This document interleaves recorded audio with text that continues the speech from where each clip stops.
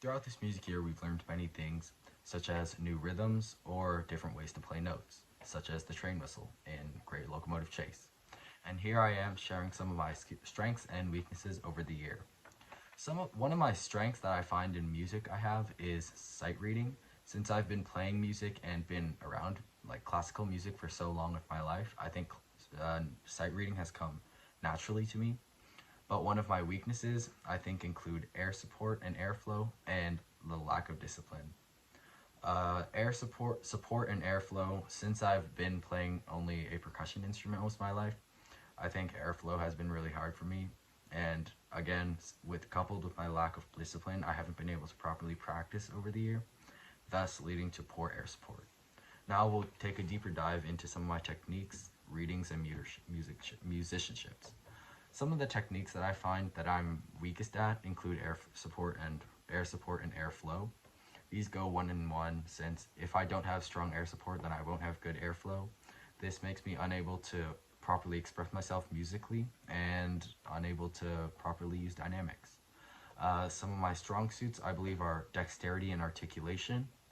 Dexterity, because since I've been playing music for so long, I think my fingers have become accustomed to having to move fast to the music. And yeah, articulation, since I'm able to properly play what's on the page, such as staccatos or slurs, I'm able to reflect that in my music playing. Reading, I believe my sight reading is really strong, as I said before, but my rhythm reading can use a lot of work. Reading rhythms is not one of my strong suits, and I believe I need to work on this a lot, a lot. I've relied on Harris over the year for a lot of my rhythms, or David for my rhythms, and listening to what they play and just reflecting that.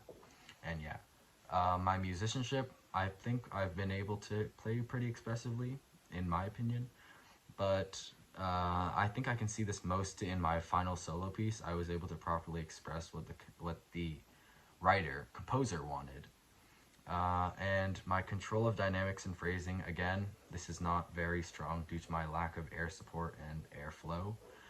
Unable to sustain a proper airflow and air support makes me unable to control what I want in terms of dynamic and phrasing. Even if I know what I want to play, I'm unable to actually express it due to my lack of air.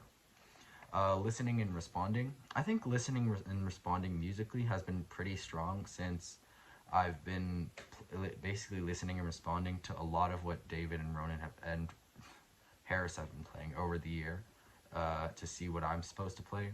But listening and responding in class-wise and behavior-wise has not been great.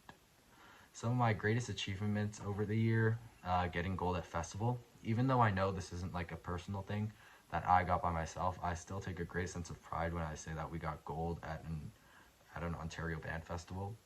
And I think something that I personally can take pride in is playing much higher.